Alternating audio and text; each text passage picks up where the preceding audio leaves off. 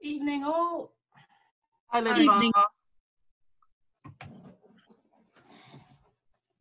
There we are. Rachel's just popped up the other event, the other talks. So 3rd of August is Rob on equipment in the hive. 7th of September is Phil, harvesting honey in autumn winter management.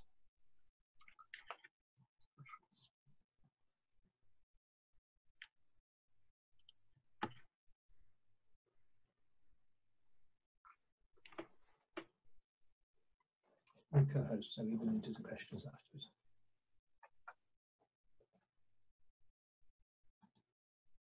Okay, so I think we'll do the same principle as we have previously, guys. So if you've got any questions, type them up in the chat, and then we'll deal with them at the end of the talk.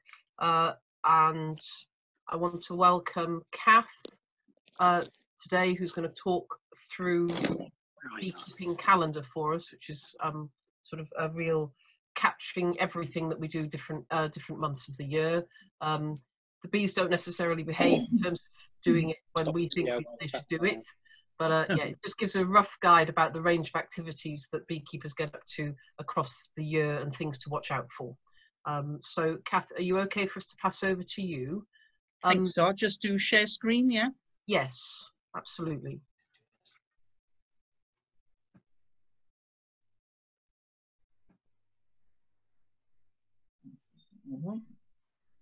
Fab. Not quite yet. I'm hoping it'll be there. Can you see that? That's it. That's lovely. So can people either, can you mute yourselves if possible, and then that means Kath's got a bit of peace and quiet to talk through, and then we'll deal with questions at the end. That would be great. Thank you. Okay, Kath, over to you whenever you're ready. Thank you, love. Let me just reduce these boxes. Right, okay. I think I'm sorted. Right, everyone, we're doing the beekeeping year. It's not, as Helen said, not exactly what the bees would necessarily stick to. They don't have the same time frame as us. They are seasonal, so it's a little bit, we're talking winter, spring, summer, and a little bit generalist, because some years things happen and other years they're a bit earlier or a bit later. So bear that in mind. But basically, as a beekeeper, this is what our tasks are guided by throughout the year. And I'm going to start in January, simply because it's a cycle. It's an annual cycle, even though it does change slightly according to the weather patterns for that any particular year. But we've got brood in dark here, which I hope you can all see. Not a lot, if any, in December, January. Rising very exponentially, very steeply from March onwards, and hitting a peak in May or June. And there's a lag behind then of the adults. There should always be adults present in a healthy hive. If you haven't got adults, then the hive's dead, I'm afraid. But this is what we look for. If it's too cold to open them up and examine them, it's the perfect time to start some of our treatments. And one of the treatments hopefully about the only thing we treat for is Varroa. And really important, because Varroa has a massively detrimental effect on our hives. We use integrated pest management, or a lot of us do, and I'll talk about that a little bit later on as well.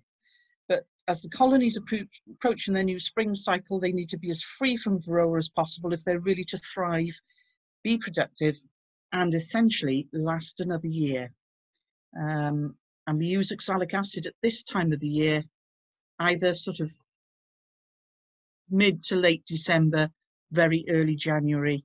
A deadly poison both to Varroa and to us, so a lot of care needs to be taken.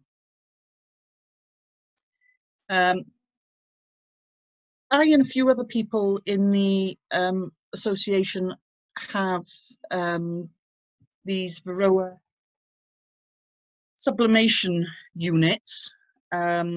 It's equipment like this, and it's attached to a 12-volt battery, and it basically heats oxalic acid crystals to temperatures of about 400 degrees C, so they become fumes and penetrate the hive. It needs to be done when there's no brood, so again, that's why it's December or early January. Repeat it 3 times over as many weeks, and this knocks out the majority of the varroa on the adults in the hive and prevents rapid infestation when brood are created, because the varroa hide in brood, and in sealed brood they multiply rapidly.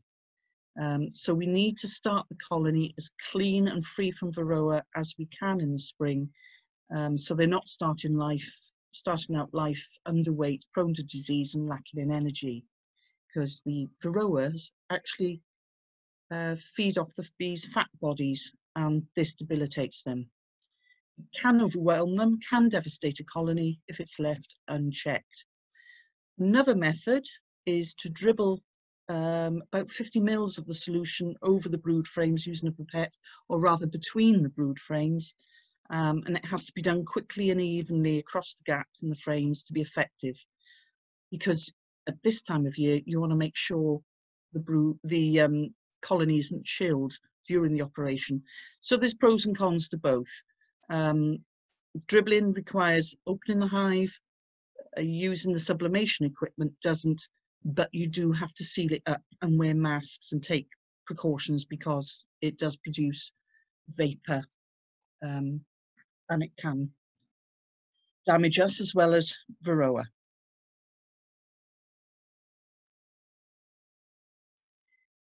Our early spring crops, you know, in winter, apart from that, there's not huge, well, you'll see some of the things, because I will finish off with winter again, but in winter there's not a lot to do with the hives. It's our relative quiet time, but we are preparing.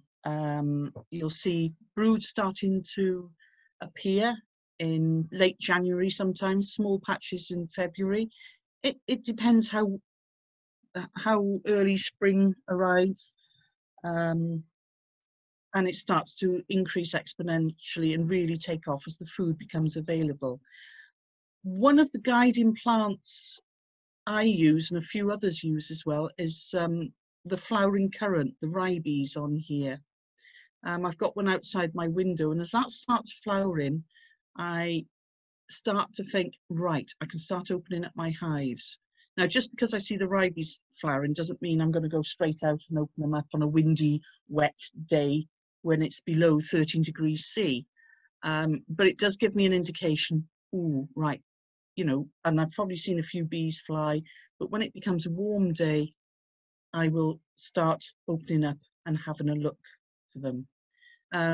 Other food sources, some of the first out species, crocus, anemone blanda, snowdrops, celandines, some of the first plants to come out.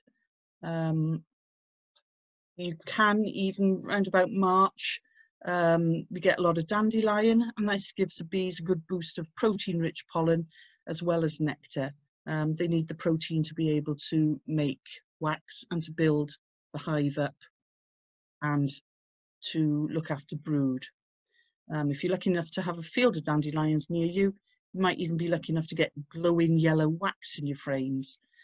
So in early spring, it's occasional inspections taking place if the temperature is above 13 degrees C. If it's dry, sunny, what you're looking for is being eager to get in and have a look, but not so real eager that you chill the colony, and particularly if they've started with some brood, and you're not going to know that until you go in, and it could be a bit late if you go in a bit too quickly and it's a very cold day. You can't hang about with some of these first inspections either.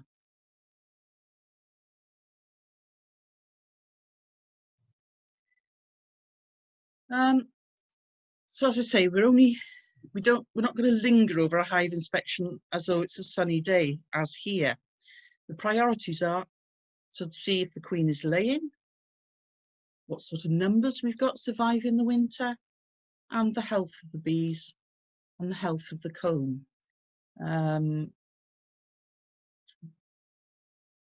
You're checking for disease. The comb, you want to be checking for how black is it? Is there any brood happening on it? If it is, you're not going to change that straight away, but you'll wait until that's been used. Any signs of dysentery or varroa infestation? How old is the comb? Does it need replacing? These are all questions that add to your plans for your hive for that year. Your plans should already be in place, but of course the bees aren't aware of your plans. They have their own plans. So these questions will, sometimes you will stick exactly to your plans, sometimes you have to amend them in light of these the answers to these questions. So can you expand as planned? Does disease management have to come into play? Do you have enough equipment to replace old, diseased, broken comb? Do they need feeding?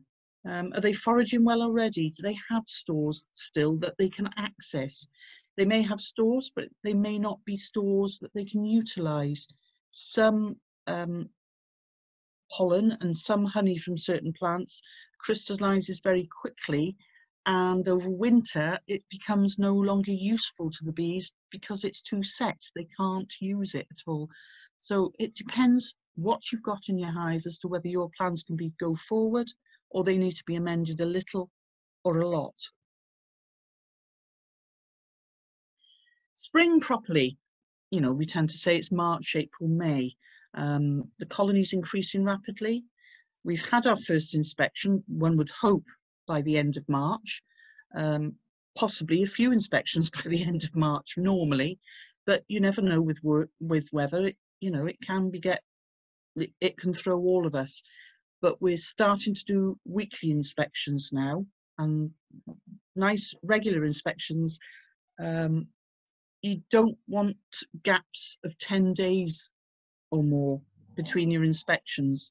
If you can do it weekly, it's good to be able to recognise the signs of swarming and have measures in place to prevent it throughout the spring, to observe bees' behaviour, to monitor varroa, and do counts on a regular basis of the varroa. That doesn't mean to say you're going to go around every bee. There are methods of doing that, and we'll have a look at that in a minute.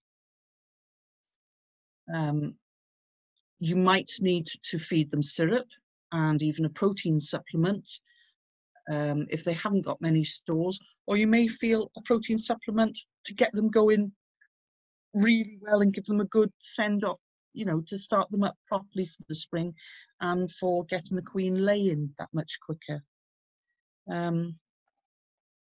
It's a good time to find the queen if you weren't able to last year when the colony numbers are relatively low, and be able to mark her, trap her and mark her. It's a good time to look for any signs of early disease. Any winter reading and studies should start to come in useful here. But if you haven't already done so, because you're completely new to it, then start looking for things that start to recognise good brood, good frames, and those that might have disease on them. Think about signing up for courses, lectures, visiting speakers in the area. Discover the reproduction cycle of the bee if you don't already know it, and generally start to set them up well so that you can enjoy them and their products.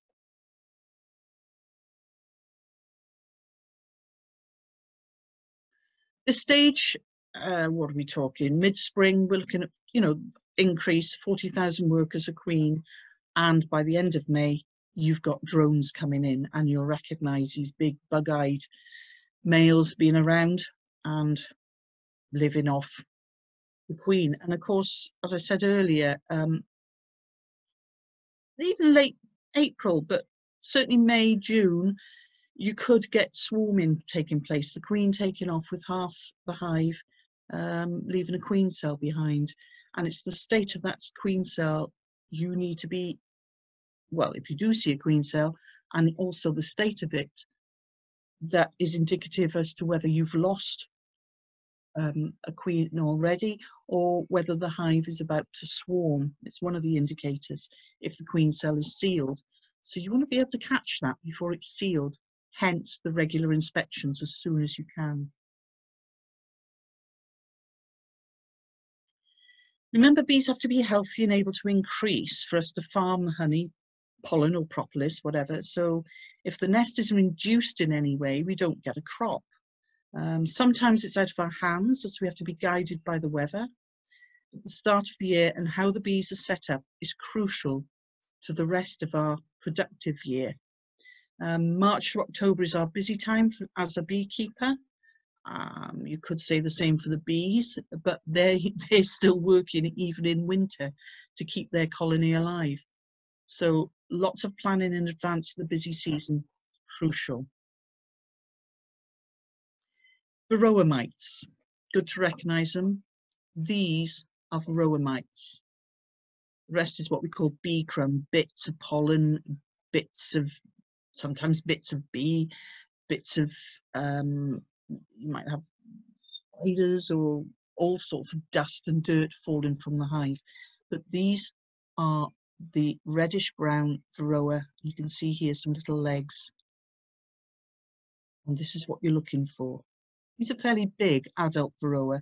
You can get smaller, younger ones, but this is what you see on the varroa insert board that you put in under the hive at certain times from now on to do varroa counts.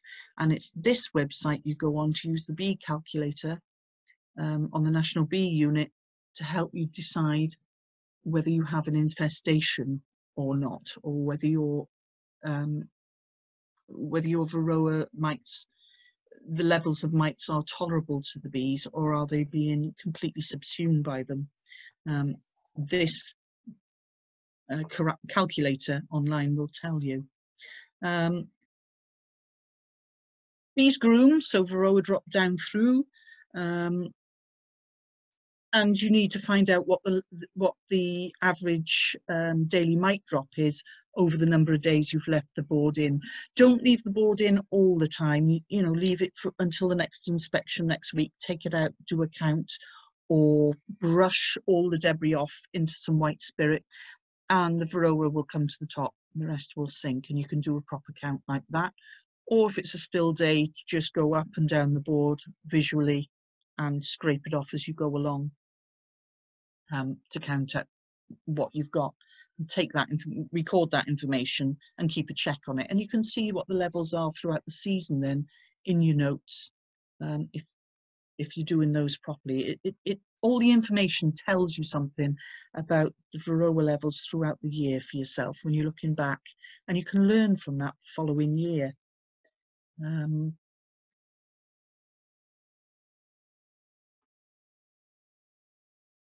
Varroa destructor, here's a better view of it.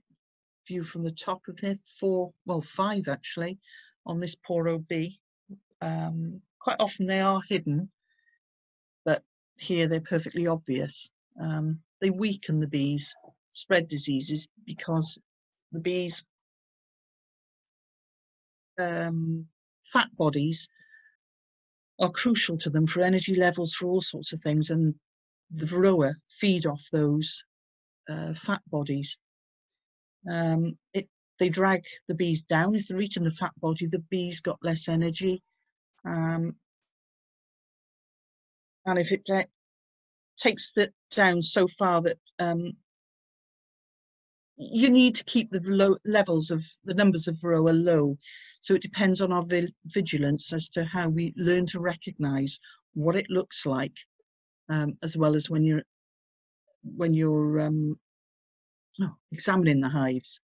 We use a variety of methods throughout the year. We call it, it's known as Integrated Pest Management, IPM. Not all of it's chemical. Things like drone brood culling. Some people think that if you scatter icing sugar over the bees, sometimes it helps them to groom varroa off. Well, they can't always, because the varroa are sometimes lodged in between their plates on the abdomen of the bee.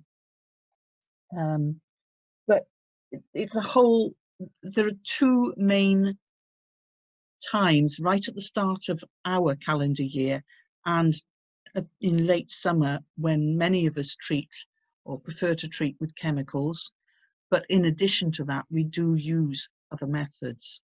Drone culling, because the varroa like to hide in the capped drone cells, they have longer in those cells than in worker cells or queen cells in which to multiply.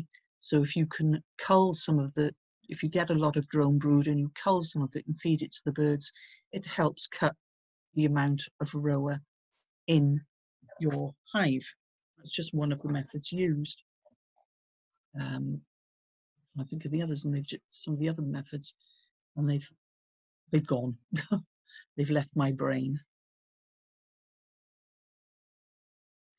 Late spring flowering plants, we've got sycamore, we've got a lot of the malus, apple, pears, plums, cherries. Bees love these. You know, much needed supplies, particularly in April, the expansion of the brood nest. And as the brood nest is expanding, you need to think about, if you've only got a single brood box on, is there enough brood space for the queen to continue laying? Do I need a brood and a half or even double brood boxes? Have the equipment available to react to the bees in plenty of time. If you suddenly find, oh, looks like she's running out of brood space, she's filled, you know, they've expanded, drawn out all the wax frames in one brood box, maybe I should think about ordering some more brood frames. Well, by the time those come, it's probably too late, and you might have the early signs of swarming on your hands, because she's saying, you know, and the bees are thinking this is a bit too crowded for her. She's got nowhere to lay. So make sure you've always got plenty of room for your bees and for the queen to lay up. Make sure you've got that equipment in advance. That's what the winter's there for, is ordering, or the very, you know, late winter is ordering, to have everything to hand as and when you need it, immediately as and when you need it. May onwards, we have to be ready for swarming, should be looking to prevent it with regular observations, as I've said before, and plans in place for manipulating the colony and queen to prevent it taking place if we can. Artificial swarms, replacing queens with new, etc. Right? But it's always good to hold your old queen back, even if she's not laying as well as she used to, just as a backup, because you never know what happens in spring with the weather.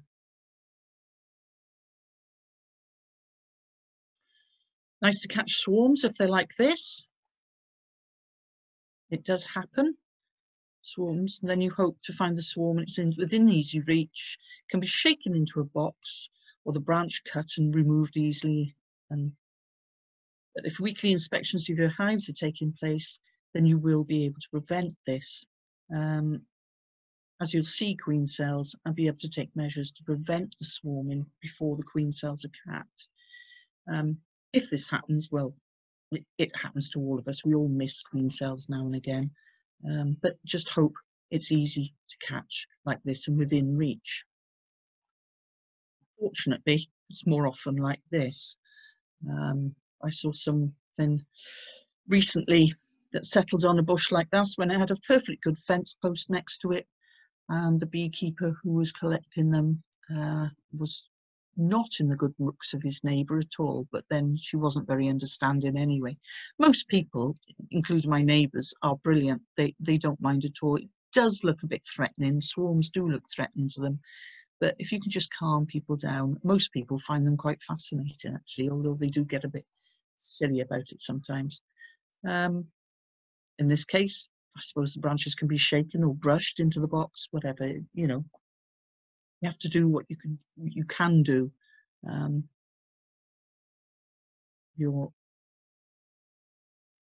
if you're a new beekeeper, you're going to need some help from an experienced helper. I still feel like a new beekeeper. I've never taken a swarm, but then I've got a few mobility problems, so I probably need some help as well. But yeah, a lot of people in the association will come out and help if you do come across a swarm and if you want to collect it. But basically, you'll put a sheet underneath, you'll shake them onto that sheet or shake them into a box. And that can be encouraged into a hive on you with the sheep draped over a ramp, ideally. There. So if they're shaken onto the sheet or shaken into a box and then put on the sheet, and they will go into a nuke, because the scouts are looking for ideal places for the swarm to settle, and the queen keeps them together with her pheromones. So if you do catch a swarm from outside of your apiary, be sure to quarantine it. If you don't know where it comes from, you're not sure of its disease status, it could have nosema. Most of our hives have traces of nosema, but it could have something worse. You don't know what's on those bees, and until you've quarantined it and had it for a while to examine it to see any disease come through frames and show evidence of the disease, you need to keep it in isolation from any other hives you've got in your apiary. And be sure to clean any equipment and clothing you've used whilst dealing with this hive before you go using the same equipment, such as your hive tool, on your other hives. So worthwhile getting 2 hive tools sometimes, one in the solution to clean it, and one straight to hand if you're going off to do your other bees, or just keep it in the solution till you get there and then take it out. You don't want to spread any potential diseases, and at this current state of affairs with all of us, we should be aware of disease control. Monitor the swarm, watch how they settle and develop in their new home for a few months before bringing them closer to any of your apiary hives. Late spring, midsummer crops. Okay, late spring, we've got dandelion. Midsummer, I would say now we've got bramble. We've got a lot of bramble, and I'd say that's a bit earlier than normal, so I've included that at the moment. Lime trees are a favourite. Cotoneaster is a massive favourite. A neighbour of mine has had her Cotoneaster covered in my, well, she assumes they're my bees. They haven't got my name on them, but one does assume they're mine because I don't think there's many others in the area. And rosebay willow herbs are a real favourite as well. Others, there's white clover around at the moment, borage. All my herbs are coming into flower and the bees are all over those. Alliums, loosestrife. So although May, June, July, there's a lot going on. Well, there's not so much always going on for bees in June, and there can be a June gap in suitable forage around here. You need to be aware of this, and if you've had a good spring and think there's loads of honey stores, before taking it, think the bees may need it. A, if the weather changes to wet and windy, as it can do at this time of the year, and B, have we been through the June gap? Do they need that to cover them over the June gap? Otherwise, you're going to be feeding them. So just think a little bit before taking off honey that looks very enticing to us, but remember, it is their stores to see them, their food, to see them through gaps in weather when they can't get out and things.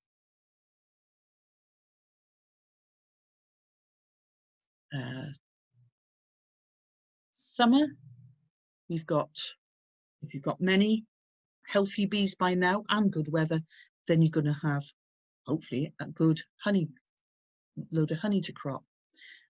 We tend to remove the crop in August around here, extract the honey and store it, or sell it, whatever.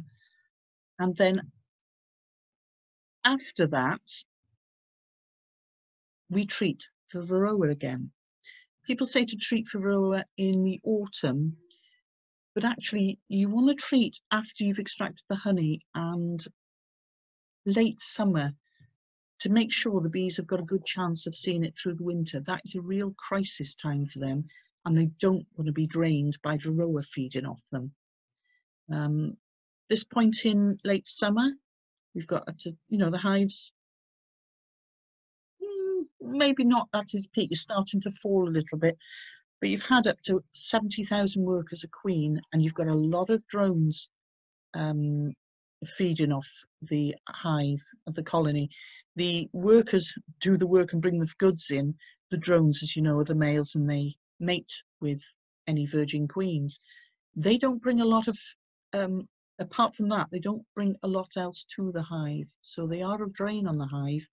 And late summer, you will start to see them, in early autumn, start to see them dying off as they're pushed out of the hive, because the bees do not want, the workers don't want them taking all the stores, use them all up.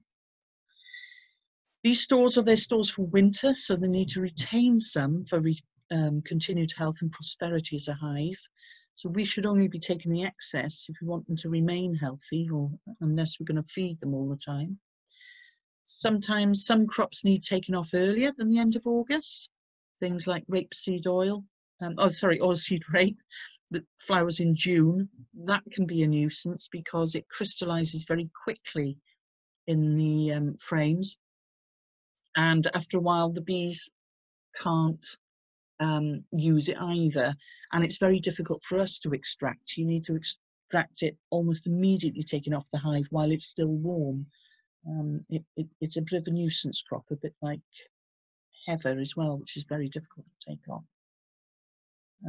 So even though they may have lots of oilseed rape honey in the hive, they can starve if it's left on there for them to be reliant as their only store, as they can't access it after a while. Various treatments on the market and the association for Varroa this is. So once you've extracted your honey and you're going to treat for Varroa chemically, if you're choosing to do that method, the association will order those treatments in quite often. The decision as to which one will depend on what was used the previous year in your apiary, which of the treatments you found effective or easiest to use. Always a good idea to try to vary them through to prevent the buildup of any resistance to that treatment.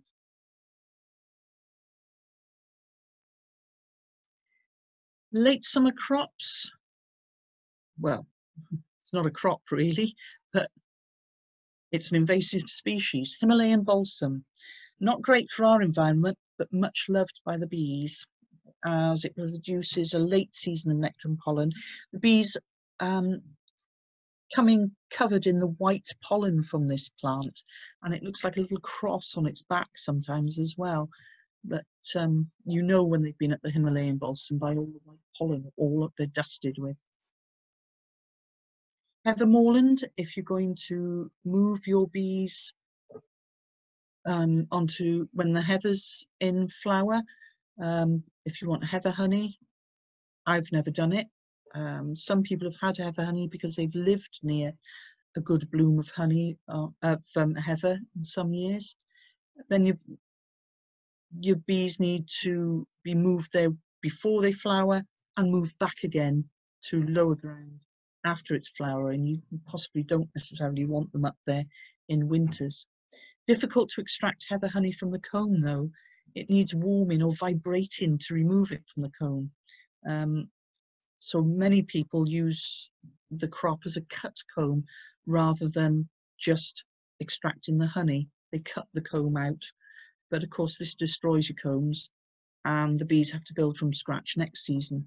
Whereas if you're taking honey off your bees, you extract it and you can put the comb back into the hive, still drawn out for the bees to clean up, refill, or use however they see fit.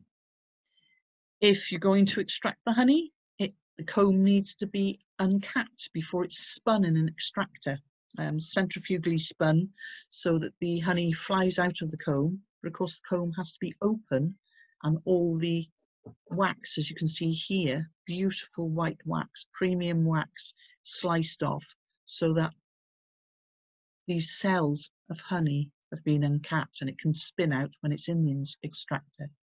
I tend to use a spiked roller rather than a knife, but a lot of people use knives and some apparently even use these sort of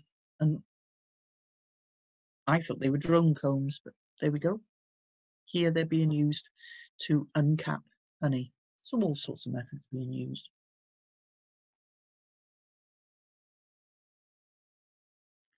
Extraction and storage. Extractors can be hand driven, or if you've got more expensively, motor driven. Sieves are used to filter the honey once it comes out of, this has got a tap on it, which can be undone, and the honey is allowed to pour through a series of sieves into the honey bucket, so it's filtered. So the majority of any debris or bees' wings, all sorts of bits and pieces, not so much pollen, but debris, so you get a nice clean crop of honey. It's put in a bucket, and it can either be stored in the bucket until you're ready to put it into jars, or just stored in a bucket until such time as you do what you want with it. Some people make mead, some people store jar it up and sell it, or just use it themselves. Whatever, cook with it. Autumn, September, October, November. The brood nest, as you can see, is reducing. We've gone down from 70 to 30, up to 30,000 workers. Still got a queen, and by now most of the drones have gone. It's preparing for winter, and for us it's the last chance to treat for varroa. This helps them go into the winter in a vigorous and healthy state. You never know when your last inspection will be exactly, because poor weather can descend and temperatures can fall very quickly and take us by surprise. But hopefully before you leave them to it for the winter, you've checked for any disease, you've checked they have food stores, and you set them up so they can be help guard against pests like mice and things like that, little rodents and woodpeckers, anything that gets hungry throughout the winter, as the bees will be, but you don't want them being preyed upon and taken out.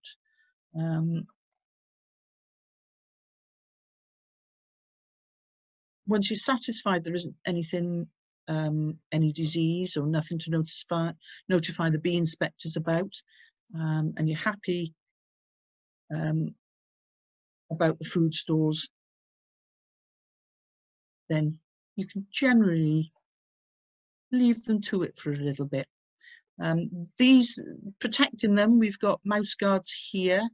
Here I just wanted to demonstrate, this is a plastic frame, but more widely it's woodpeckers that can be a nuisance, and they need to have like a metal cage around if you do get woodpeckers going at your hives, with like chicken wire cage with a gap between the cage and the hive.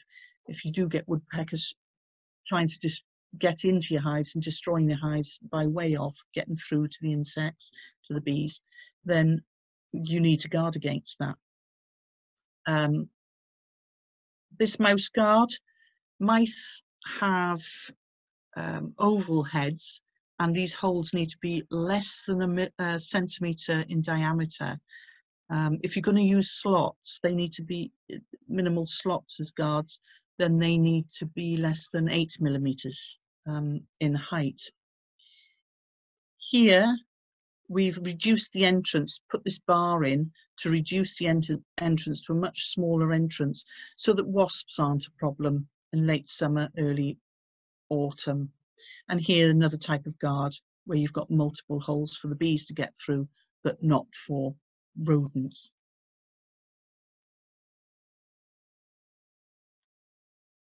Yes.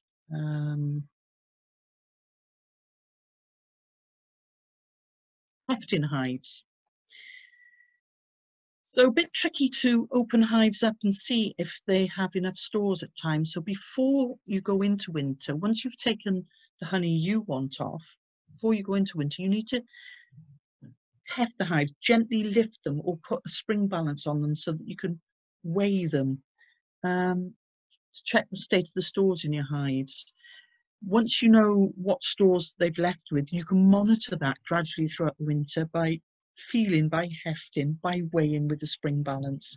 And that way you can check to see if you think, right, they may need feeding. They do need feeding. Initially, it's probably going to be with sugar syrup and various types of feeders. There's a contact feeder here, Miller feeder here, variation of the type here. Make sure they're close to the winter nest so the bees can access the feed easily. And you're talking about being swift at opening up as well. Late autumn. There's a contact feeder. That's a mesh on the top that will be in contact with the nest because it's put upside down to create a vacuum.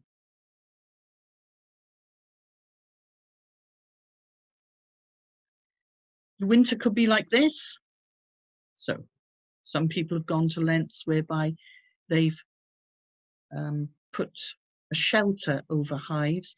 It's not so much that the snow will cause a problem on top. In fact, it's quite insulating. But it can block entrances and the back of the hives, and you need plenty of ventilations. Bees cluster to keep warm, and they use their honey and shivering actions to generate the heat and maintain that throughout the winter. So snow can be a bit of an insulator, but not if it's all around the base of the hive and it's blocking the entrances. Otherwise, you're going to get a lot of condensation or even suffocation going on. You want to shelter them from wind and frost pockets. Again, we've said mouse guards, and protect from heavy snowfall if it does cause a problem.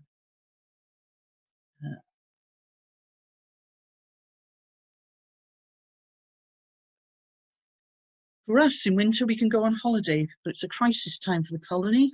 They're at risk of starvation. And you need to watch. When you do visit occasionally, you need to watch the entrance for bee activity. You will, on sunny days, even if it's below 13 degrees, get bees coming out for cleansing flights and things like that. But they still need to be checked that they have stores, otherwise that you're going to open them up at the end of the winter and find lots of little bees with their heads burrowed in the cells and they've died of starvation.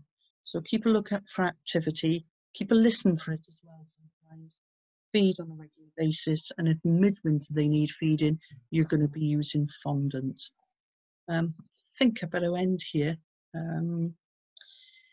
Your winter, just quickly mentioned, winter is still a busy time for you, not as busy, but you're going to be repairing, cleaning, fumigating hives and old frames with acetic acid.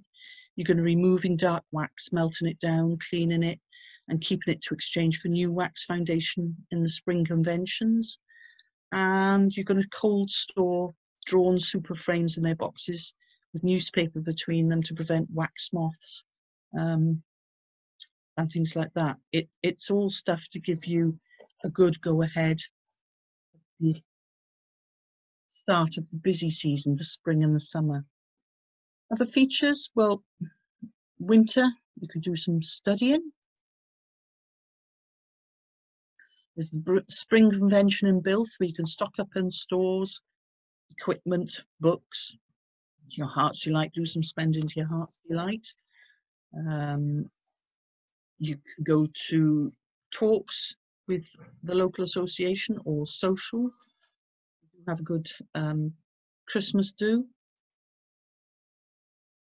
You could even start being creative like Richard and a few others and they make their own homemade wax extractors, solar wax extractors, which are incredible. Visit other members' apiaries in springtime.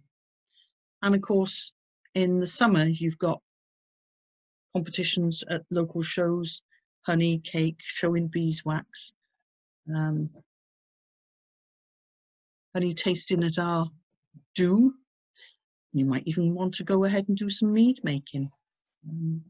There's all sorts going on. So I'm sorry I've gone over a little bit, but hopefully that's been useful to all of you. And thank you for listening.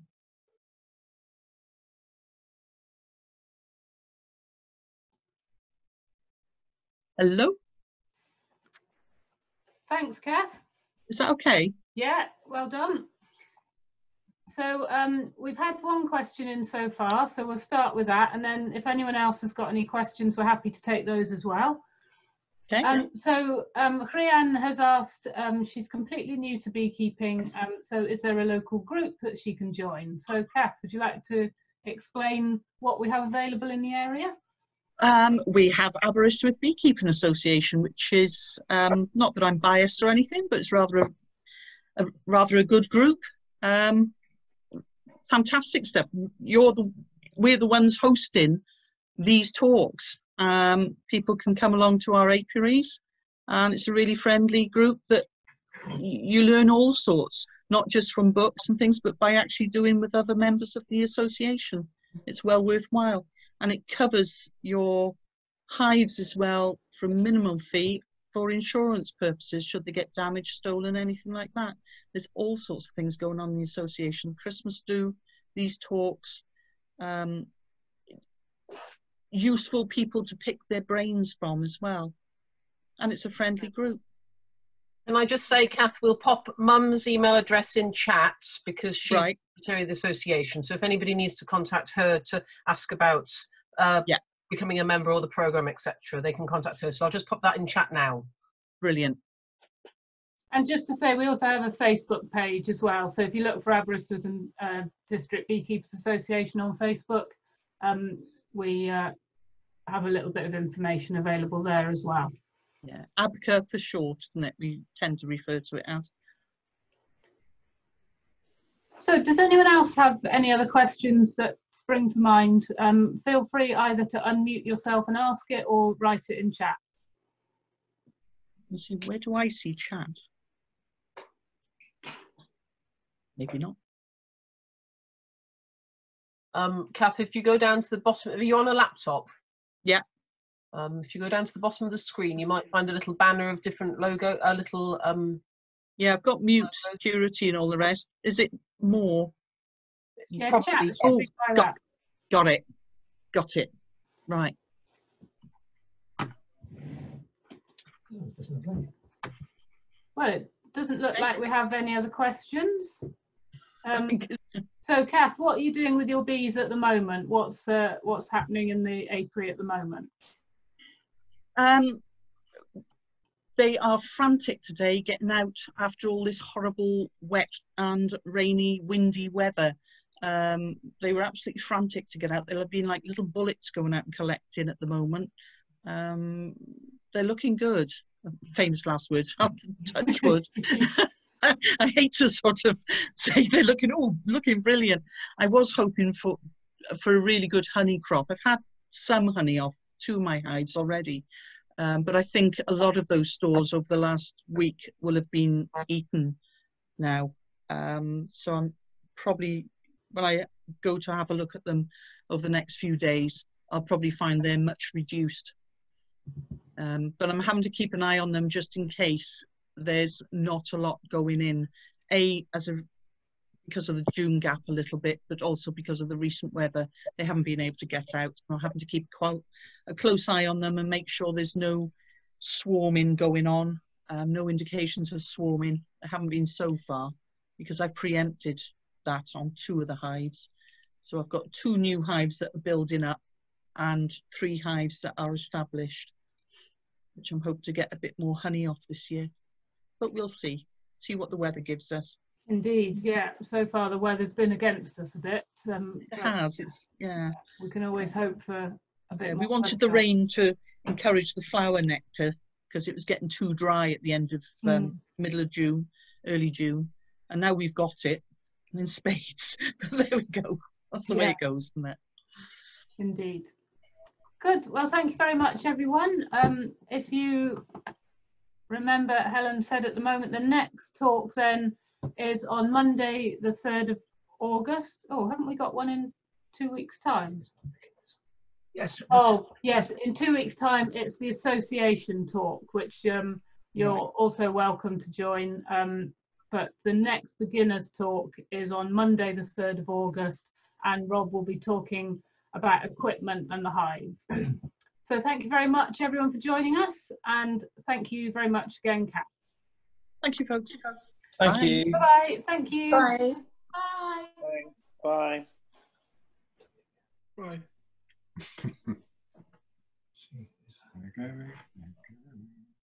Yes, just Phil. Oh, Phil, Hello, Rob. how are you? I finished my egg and chips, so I'm Hey. Oh, that's nice. Hello, Richard. Hi, Richard. Oh, How are things with you both? sorry. I've just checked my. Oh, sorry, Richard, go on. No. As I say, I've just checked my bees. I did 4. I split all my colonies last month in the hope of getting some mated queens, and they've all mated. They're all laying, so I'm really pleased. Oh, you must have timed it just right then, because this past 2 weeks has just been a nightmare for them. I know. Well, normally I have great trouble in the summer, so I thought I'd do it early this year and took a chance when we had the nice weather in the spring, and it turned Yeah. horrible. But 2 queens have laid up 10 frames of brood, and the other 2 5 frames. Oh, that's really good. And I split a colony in half. 3 weeks later, half swarmed. I caught it, put it in a nuke, split the remaining colony half, and it swarmed again today. So I've had a 16th of a colony casting off today. They've just been going crazy. I managed to hoover it up in my little vacuum box. I've got a hand vacuum cleaner attached to a brood box with a pipe coming out. So I've combined 2 swarms together. I hope that's going to work because I don't have any more equipment. Yeah. Fingers crossed, you never know. Yeah, but they are the survival they don't. It's been a good year, funnily enough. Yeah. Mm. Well, the last sort of 2 to 3 weeks have just been a bit of a pain for the bees, really. You know, the nectar dried up, and then it started raining, and then now it just won't stop raining. So they're doing surprisingly well, though. We were pleasantly surprised. We've been checking some this afternoon, and we were pleasantly surprised how well they are coping with it. Mm. It's funny, isn't it? My broods are all filled up with stores. I was feeding until mid-June. I stopped, and they're just bringing. I don't know how they're getting it, but they're just filling up. So they must be coming out, even though the weather's bad. But because I had a hive outside the window, and I was watching it the other day in the rain, and it's surprising how many bees were coming and going from there. Yeah. Mm. Mm. Good in What about you, swarms. Richard? Right. What about yourself? Well, I mean, as you know, I had to requeen pretty well all my hives, and luckily 4 of them have made queens and are laying. There's only 1 that I've had to sort of put another frame of eggs in because it didn't get a queen. So hopefully they're going to build up now. It's a bit late, I know, but Yeah. given some decent weather, they should do. Yeah. Fingers crossed that if we just had, like, you know, a nice week, it would make all the difference now. Yeah. I mean, the bramble this year is absolutely amazing. It's incredible, and the willow herb is out early as well. Yeah, I think we're going to run out of nectar in the next few weeks. Yeah. I wouldn't be at all surprised. That's why, you know, we desperately need some nice weather now. Let them, you know, capitalise on it, because I think it'll all dry up pretty early. Mm. Yeah, in August. Mhm. Perhaps we'll get some heather honey this year. You never know. You never know, especially you might get some there. Yeah, well, I got some one year. It was half heather and half something else, so it did extract quite well. It came out in little lumps. But I thought, isn't heather meant to have like a wet spring and a dry end to produce? Because we've had a terrible dry spring, haven't we? So it might not produce anything. But that was off the back of a very wet winter, so, you know, they shouldn't have been in too hard a condition, should they? Oh, we'll wait and see. Yeah. Mm. Yeah, you often get a bit as well, don't you, Richard? Yes. Well, the one occasion when I got a lot, I learnt a lesson because I did borrow the honey press and press it all out, and then most of it fermented. Oh, did it? So I'm not going to do that again. Yeah, I've only ever had it once, and that was a mixture, like Phil said, and you could extract it, but you could smell it. You know, it was undoubtedly heather. You could smell it. But I've still got some in jars, and it's like little it's like hailstones suspended in the honey. It's lovely. Oh, that's pure heather then. Oh, Yeah. Oh, it extracted fine. It wasn't a problem getting it out, so that's why I thought it was a mixture. It just spun Yeah, out. So. perhaps it was it really warm when you extracted it? Probably. I can't remember. Yeah. It's been a few years ago now. Oh, very good. Right, I've got to go move some bees now. Yes, me too. I've got a new guy I've got to take back to its original place. So late night. Yeah, I think it's cool enough now. I'm just going to do it now. It's only an apodea that I'm moving, so there's only like 200 bees in it. So if I lose a few of those, I don't really need to worry. Okay. Nice to see you all anyway. Yeah, and you too. Yeah, See you in a couple of weeks. Yeah, bye for now.